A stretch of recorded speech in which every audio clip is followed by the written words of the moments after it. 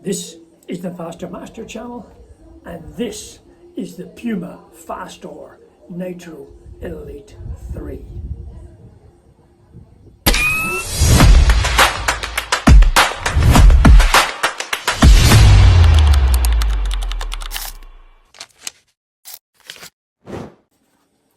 So yes, there have been two previous versions of this shoe, but neither cut any ice and they were just seen as style over substance, a bit gimmicky.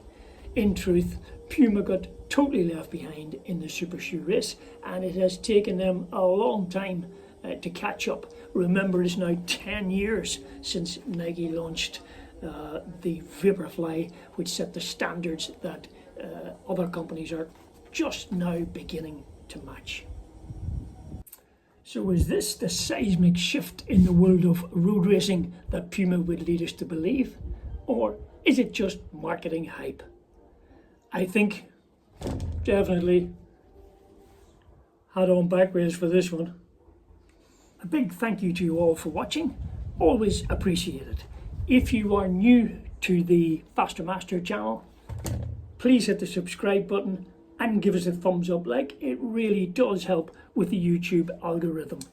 The shoe's available in a couple of colours. Well, actually, when I say available, I say that very loosely because it's just not available. Like hen's teeth, and I don't know whether that's because of phenomenal sales or whether they are deliberately restricting stock to try and create a buying frenzy. I suspect the latter. So I managed to get hold of this special edition Digi Tokyo model, which apparently was inspired by the sights and textures of Tokyo at night, and the purple is an ode to global competition. I think the Puma scriptwriters were high on crack when they came up with that one, but nevertheless, it is a stunning looking shoe. So, looks are one thing, now let's look at some stats. And where a racing shoe is concerned, the one stat that everyone's most interested in is the weight. In my EU 44.5, which is a UK 9.5, US 10.5, this is coming in at 199 grams, and that would be 7 ounces. 7 ounces exactly. And just to give that a bit of perspective, this is my Saucony Endorphin Elite, which I have been using up until now, and that is coming in at 222 grams. And the stack height, 50mm right on the legal max, 50mm at the heel, 40 at the front, giving it an aggressive 10mm drop. So the price, I give you all these prices in euros, but then I'll put both euros and pound sterling at the top so you can compare. These in the EU are coming in at 300 euros, and there's not a penny to be had discount on any site at all. And to compare that, obvious competitors would be the Asics Metaspeed Sky, which would come in a bit cheaper at 270. Nike's Vaporfly, 260, and Nike's Alphafly, which always seems to retain the highest price in their range, 310. So let's get them on and look at the fit. I'm probably on the narrow side of medium, and these are snug.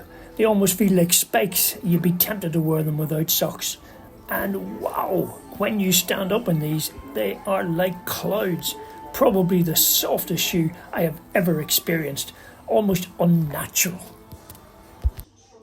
So the upper is Puma's Ultra Weave, and it's a 4-way stretch, paper thin fabric. I hold this out to light, and I don't know whether you can you see my fingers inside that? I mean, it's so thin, it's just totally see-through. Obviously, to save weight, there's no sock liner. It's just a stitched in tongue, so it should be okay. But you know, again, it's a barely there tongue. There's virtually no padding on it at all. Back round to the heel counter, a little bit of padding around the heel, not a lot, and the heel counter is minimal. If you were looking for some support, look elsewhere. Laces are just a flat, slight stretch to them, cotton, but it interestingly does come with a spare set of white laces. They're sort of grippy, a wee bit like cable ties, I suppose. But it'd be a shame to lose that purple, wouldn't it, from the shoe? So I haven't tried these ones yet. Moving on to the business end, the midsole, and just wow. It is strikingly different from anything else on the market, and the most visible feature being what they're calling a decoupled heel. I mean, this is totally separate to the forefoot. It's joined only by the thinnest of foam sitting above the PWR carbon plate. And the midsole material is really next generation sci-fi stuff. It is nitrogen infused foam, which is giving an incredibly high energy return and still keeping the weight to an absolute minimum. This has got a very severely cutaway heel. Puma are not expecting you to be landing on your heel in this one. The shape of the carbon plate it's very aggressive. It's designed to throw you forward onto the forefoot, but not in a gradual way. You get to a point and it tips you forward. What was called the rocker geometry.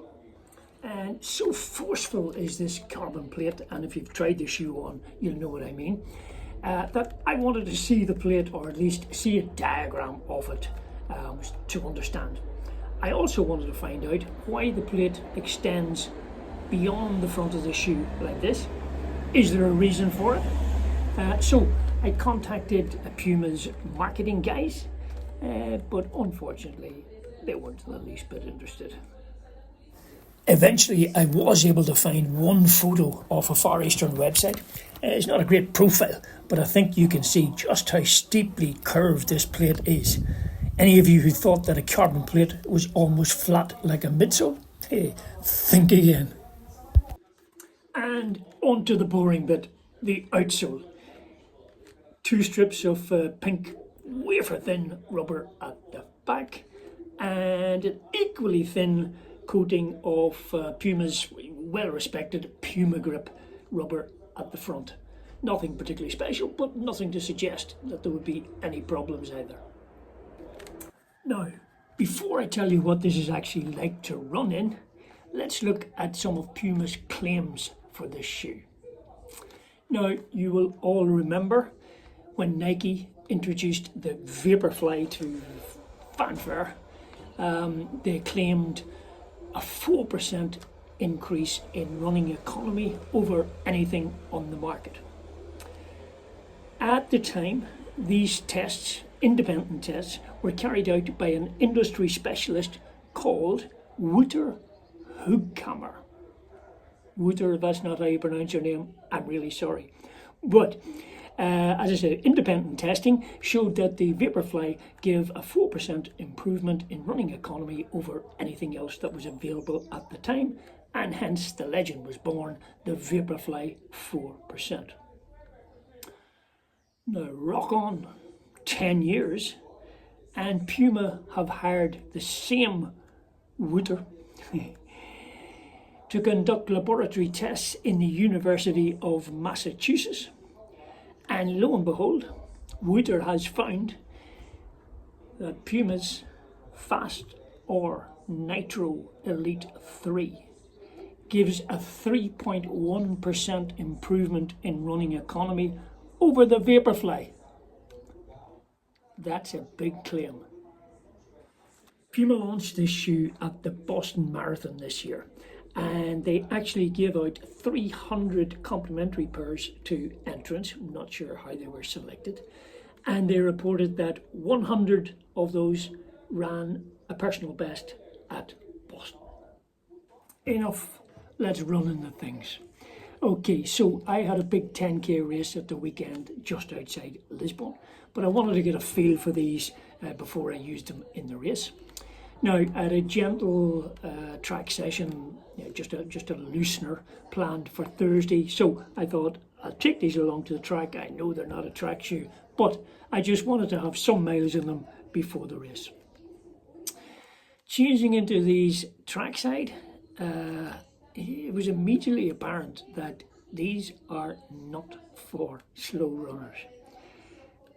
They are not for your warm-up. I did the warm-up in them and approaching unpleasant to run in. And so much so that I actually cut my warm-up session short.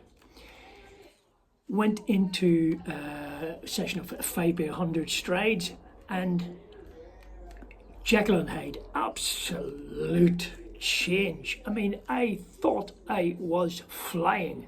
My knees were so high up, I thought I was doing air skips. I thought my knees were gonna hit my face. Incredible.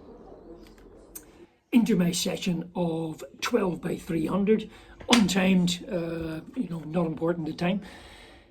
And I had a grin from ear to ear. I just coasted around them. I almost immediately I was thinking PB for 10k coming up at the weekend. Absolutely no problem. So Sunday comes along, all good, 9 a.m. start, very cool, 20 degrees centigrade, well, cool for Portugal, and I'm confident. I've done this race twice before. I know there's a big hill between 2k and 3k, but I planned for that. A few seconds down in the first kilometre, but I did get trapped a bit at the start, hit the hill, and I just could not keep the pace up. Had planned for about a 20-second drop in time, but it was 30 seconds, and I just could not get going at all.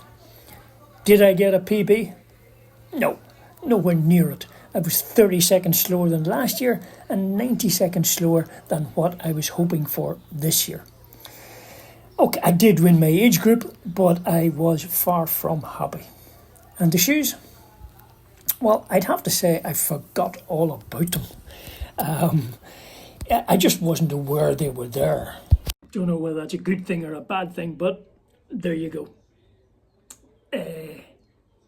And I just thought all I had to do was wind these things up and send them out on their own. Silly boy. So before I wind this up, just cast your mind back a couple of minutes ago when I said that Puma handed out 300 pairs of these complimentary to entrants in the Boston Marathon. And they made a great show of the fact that 100 of those runners did a personal best. But that means 200 didn't. So, is the Puma Fast-R Nitro 3 the fastest running shoe in the world? Maybe. So the Fast-R is an out-and-out racing shoe, but if you're looking for one of the best daily trainers which can also handle a bit of your tempo work, catch my video here on the New Balance Rebel V5. And as always, if you are new to the channel or if you haven't already done so, please hit the subscribe button and you will be notified of any future videos. Thank you.